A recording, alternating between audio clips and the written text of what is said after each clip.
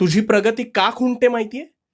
अरे प्रयत्न करता करता कालांतराने तुला हळूहळू यश प्राप्त होऊ लागतं आणि मग मध्येच काय होतं, त्या यशाला खीळ का लागते हे तुझं तुलाच उमगत नाही.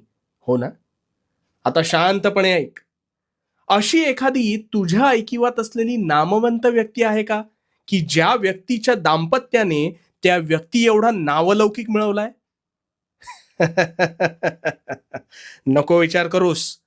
असं होणे आजवर शक्य झालेलं नाही. याला कारण म्हणजे माणूस जेव्हा अधिकाधिक कठीण प्रसंगातून जातो, तेव्हाच तो अधिक प्रयत्नशील आणि कणखर बनत जातो.